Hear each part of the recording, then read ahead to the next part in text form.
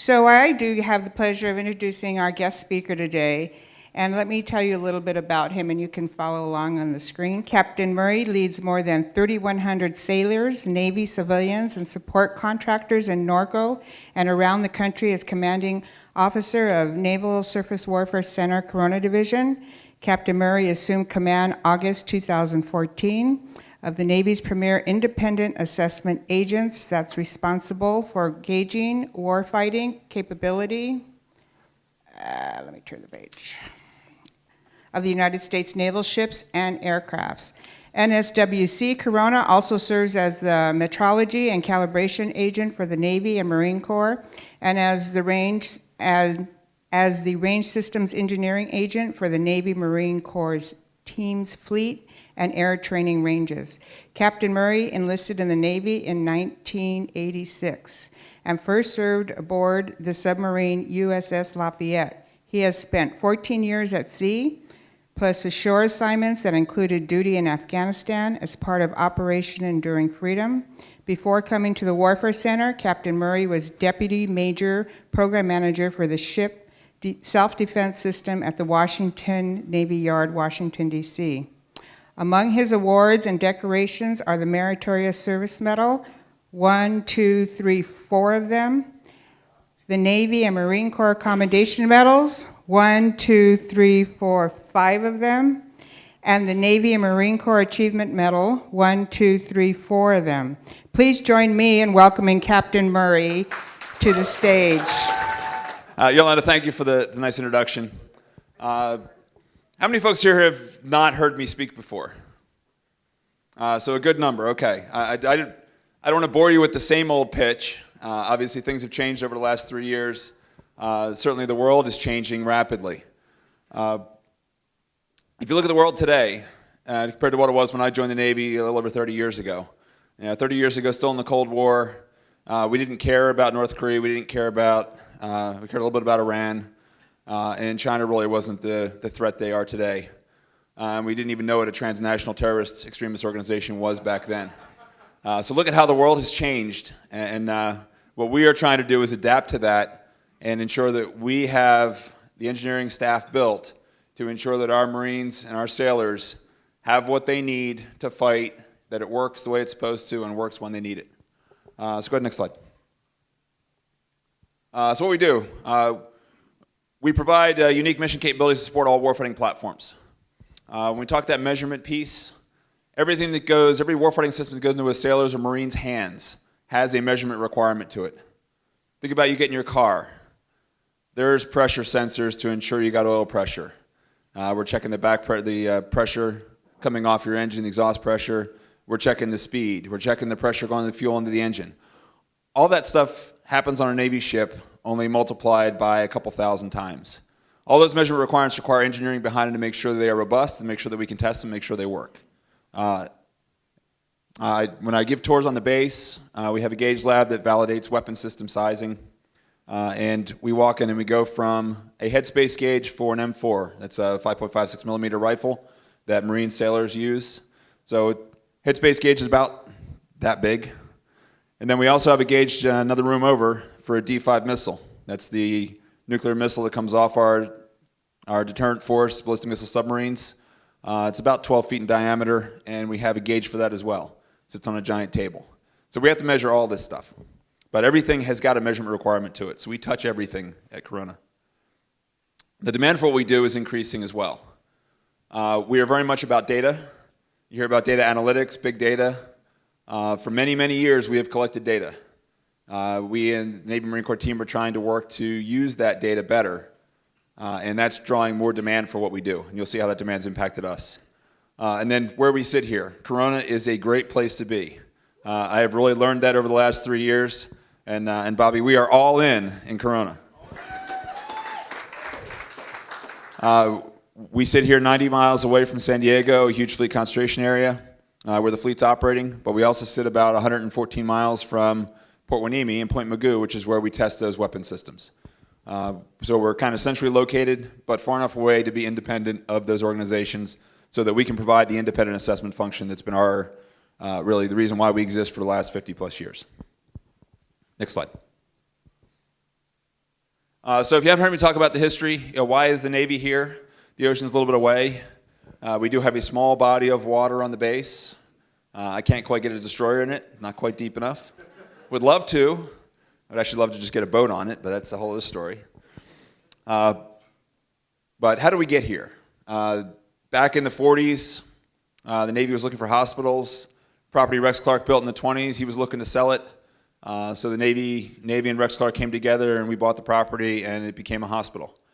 We did a 75th anniversary celebration last December, and Troy and his team found a great video that was made by the Navy back in World War II, showing some old sailors who were injured who came back in. Looked like a typical World War II movie, the same kind of humor. Guy hands bandaged up, and another guy wants to hand him a cigarette to smoke. He's like, I can't got my mittens on. But we spent many years as a hospital until we needed to shut down.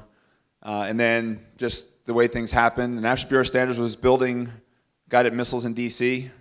They went to Congress, said,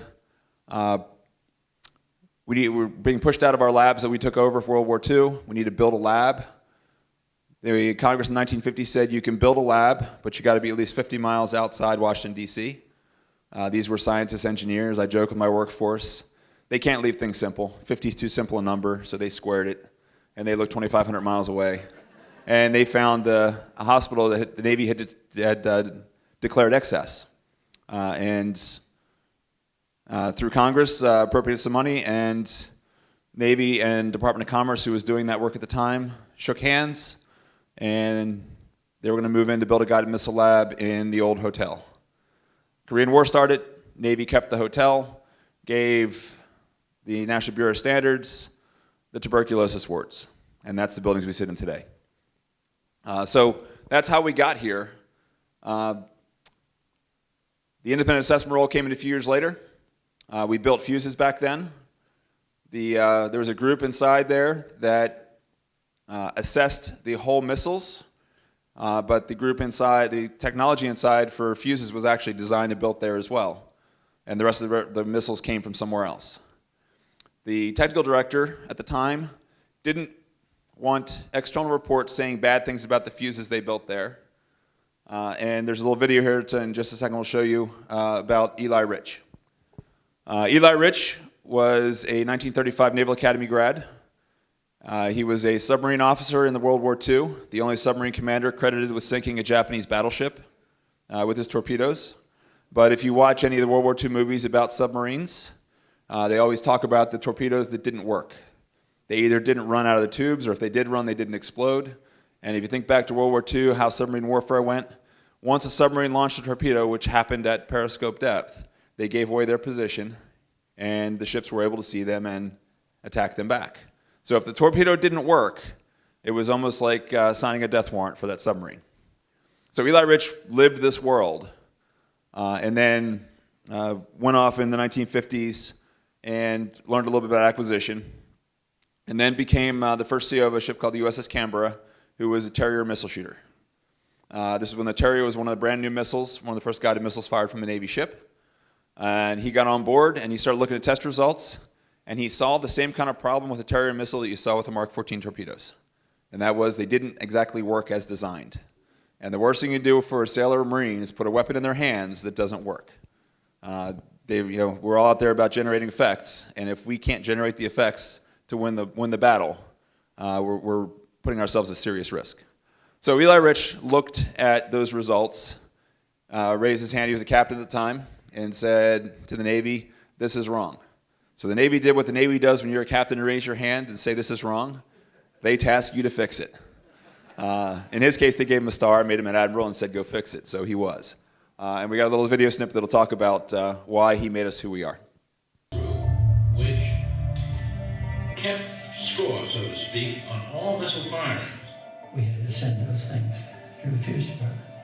Well, if we said something naughty about their fuse, they didn't like that. Your fuse failed. Ooh.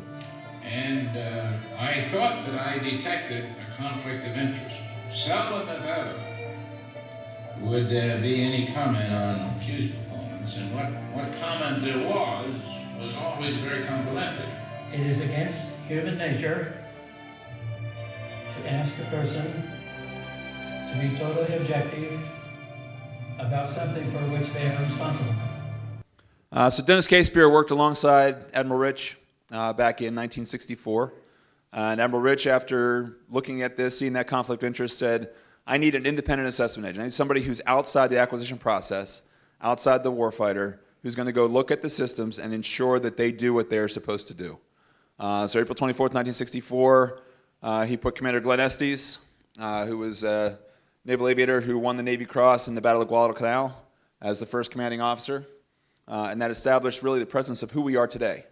Our job is to go out and, one of the principal jobs is to go out and make sure that systems work as they're designed for our sailors and Marines. Go to the next slide. So this is what we do. We're about fleet readiness to the warfighter. And we kind of, in four departments there, we ask those kind of four big questions. Starting at the top left, are we ready to fight?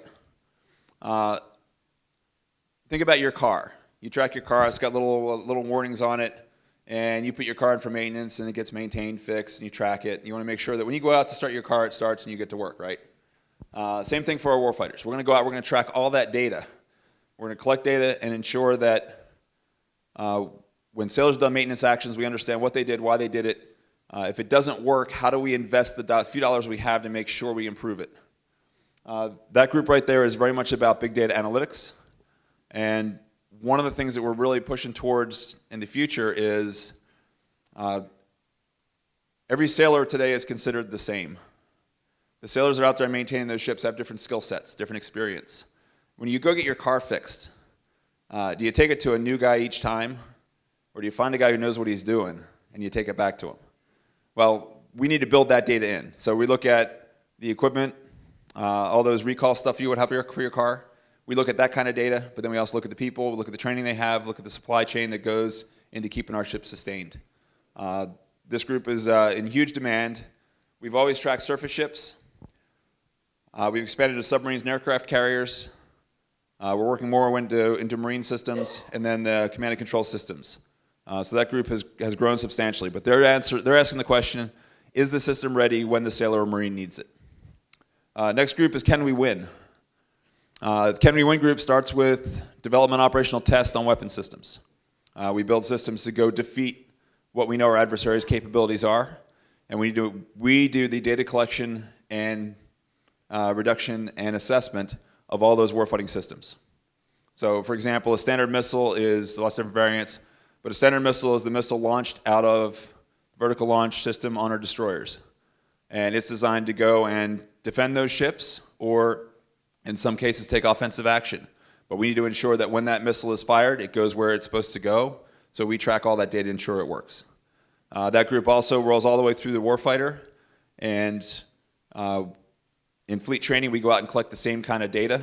And we validate that the warfighters are trained to use those systems effectively. Bottom right, range systems. We say, are we trained?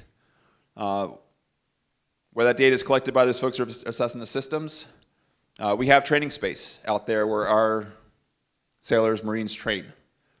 For example, here, Southern California, off the coast of San Diego, is the Southern California offshore range environment. The ships go out there and we instrument that range to be able to collect that data. Because without the data, we can't tell objectively if they did their job. And I'll give you a slide in a little bit about how broad that enterprise is becoming and how we train. And then the last piece, measurement science, does it fit? That gets into that measurement piece. Is that system, through measurement, calibrated to be as effective as it can be? Anymore, you just put your number into your radio, right? But remember the old day you had to kind of turn a little rheostat to get to, well, that's the way a radar works. We need to make sure we tune the frequencies to get the maximum return from any of those systems out there. Our missiles are ineffective if our radars don't see the threats coming in. So what we do is design the calibration of the test systems that will go and validate the operation of those systems in the warfighter's hands. When I came in here, I kind of said, I want to try to explain to you all in layman's terms what we do. It's very challenging because in a lot of cases, what we do is rocket science. And that's, tracking a missile does. It truly is rocket science. And they've been trying to teach me for 3 years, and I'm not sure how successful they've been. So fleet training. One of the biggest growth areas we've had recently, think about the world today. Back in World War II, our ships fought to their visual horizon. So if I'm out there at sea, I can see from my bridge about 7, 8, 9 miles out to the horizon. And that's where I'm looking for other ships, and I've got guns that can fire about that far. You advance to today, it's no longer that way. Tomahawk missiles fly over 1,000 miles. Our anti-air missiles fly hundreds of miles. And we are spreading our force across large areas across the oceans. That is the way we used to train. You used to go on a range, and it was that visual horizon. It was that small space. And we could effectively train our force in that area. Nowadays, we have systems, there's Navy Integrated Fire Control, for example, that takes an E-2, the airborne early warning plane that comes off an aircraft carrier, and ties it through a network link to a destroyer that can be up to 100 miles away to fire a missile that can go hundreds of miles. How do you actually build the ability to train to that kind of capability? We have to instrument that all that space to make it effective training, and that is a huge, huge area. And then we're not the only ones on the seas either. It's easy to clear an area about 10 miles in a circle. It is much more difficult to clear an area on the oceans that is 400 miles. So it's difficult to train in that environment. The other thing that has changed is what all our adversaries can see. Everyone has satellites in the air, and what do? We watch what our adversaries do to understand what their capabilities are. They're watching us as well. And if we train to our full capabilities, we are telling our adversaries what we can do. And the second we tell them what we can do, they develop counter tactics to us. We want to make sure that what we can do is not well known to everyone. So what we have built is a training environment called Live Virtual Constructive. And what we've always trained as live is people flying around. But now virtual constructive. I need to tie the ability to simulate. I need to tie the ability to take an opposing force where I throw one plane in the air who's playing a bad guy, but to the warfighter in his system, make it look like it is a section or a division of planes, 2 or 4 planes. Or make it look like a raiding force. If I've got a ship, instead of make it look like a single ship, make it look like a flotilla. Because when we go fight, that's who we're fighting. Our adversaries, if you look at it as shipbuilding, the Chinese last year at one shipyard in Shanghai launched 23 surface combatants. We only built 8. So we see our adversaries building larger capabilities, and there is strength in numbers. We've got to train to be able to counter that force. So we do that by building a training network that allows us to tie all of our training together. And Corona was tasked, in January is when the transition happened, to lead the engineering behind this whole effort. So what we're doing is connecting everywhere the Navy trains around the world. So that's all in CONUS, Rota, Spain, Bahrain, Yokosuka, at a minimum, and then tying in some of our allies, like Australia, UK, Netherlands, the Germans, the Canadians, all into this network. Because if we have to go fight, we fight with our allies as well. When you look at the number up there, a little over 3,000 folks we have now. When I started here, it was a little over 2,000. We've had about over 1,000 growth in the last 3 years, and this is a big piece of it. Now I joke, it's not about business development, it's about enterprise capability. I don't go out and sell, I just go out and talk about capability, and this is about bringing together what we have done at Corona for a long time for naval aviation into supporting the entire fleet. And this chart here just kind of shows where all that is, and you know, it's all across the country. We're up and down each coast, and that is all, right now, 2 networks, virtual constructive and live, that are all being tied together into one enterprise that is going to train our sailors and our Marines in the future. Next slide. So unprecedented growth. If you go back to our economic impact locally back in 2011, a little over $200 million, 1,400 local civilians contractors. You see now we're a little over $300 million and 1,500 locally. The challenge I face locally, most of the growth we've had is actually outside of Corona. The challenge I face locally is that I am out of space. We have, by the end of September, every seat filled on the base. And we are looking locally at lease options to get space outside. looking to do renovation projects on the base to expand the numbers. We know we have to be able to grow, and right now we can't because the demand for what we do is increasing across the whole Navy. The bottom number on the right, the visitors and left, if you look, not a whole lot of folks. Look at that huge increase in the number of people coming here. And those people that come here as guests are staying out in town in hotels, and then they're going out and they're eating in local restaurants or shopping locally. So obviously that's a huge boon to you all. Next slide. So just an indication of our business growth. That's the amount of money that we manage at NSWC Corona. And you see we're really substantially increasing. Go ahead and build out the slide. So you can see the government employees increasing by almost 50%, and the huge increase in visitors. The visitors are, if you haven't been on base, and later this year we'll do an open house. That's on the next slide. But if you haven't been on base, we're going to open the J-Wall, and you can see what that theater is inside there. It is a collaboration space to go understand the data that we have collected. And on the front wall screen is a 60-foot by 15-foot LED display, seamless. It's essentially a jumbotron, but it's inside our building, not at a sporting stadium. Next slide. So, I thought we had the event slide up there. Did we not include the event slide? There it is. So before I summarize, I'll give the events. So unfortunately, my last day is coming. That was it?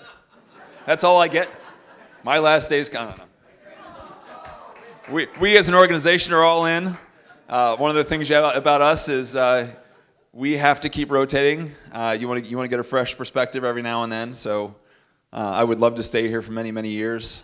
It is a great job. It is a great community to live in. And I've really enjoyed my time here. I even told Yolanda I'll be back for Fire and Ice in February. Because I've had a great time in my time here. But I do have a change of command coming up on October 13th. And kind of using that as a coup. Admiral Swift is an old boss of mine when he was a 1-star. Now he's the 4-star commanding the Pacific Fleet. He is going to come be the guest speaker. And we're going to share with him what all we're doing to support the fleet. That event will not be as public. The next one, the Navy Ball. Admiral Roden is the commander of Naval Surface Forces, so he's the guy in charge of all the surface ships. He's going to be guest speaker at the Navy Ball. I encourage you to come out to that. And Troy's got some save the dates if you want to take those home and hang them up on your fridge. We do have an open house on November 4th. We did the first one in many years last year. And it was an opportunity to open up the base and let people walk around and see some of the facilities. The challenge we have is a lot of work we do is classified, and I can't take the public into classified spaces unless I sanitize them. And then also I've got to make sure that there's bad actors around, make sure nobody drops a listening device or something inside there. And it takes 6 months at least to make that happen. I think we're on track to make that happen, and you can go in and see where we do some of that work this year. We didn't do that last year. But it's also an opportunity. We do some science fair stuff for the kids that come out, and we got real positive feedback, and I think we had 4 times the number of people we expected to have that came by the base last year. I encourage you, if you have the opportunity it's the day after the Monte Carlo, so if you're not too hungover, I encourage you to come on by. We're all in. And then, as we do every year, Pearl Harbor Remembrance Day, December 7th, on base. So encourage you to come out, a couple opportunities to get on base and walk around and see our facilities and meet some of that workforce out there. They are an amazing bunch. We did some math and I figured out that I've actually been there longer than a third of our employees. We've had, many of our employees were hired back in the 80s. They've started to retire. But that growth, we have hired a lot of young engineers locally. UCR, Cal Baptist, Cal Poly Pomona, working with La Sierra as well, trying to draw in the local talent. The people who grew up here, want to stay here, want to live here. That's how I sustain a workforce, bring those folks in.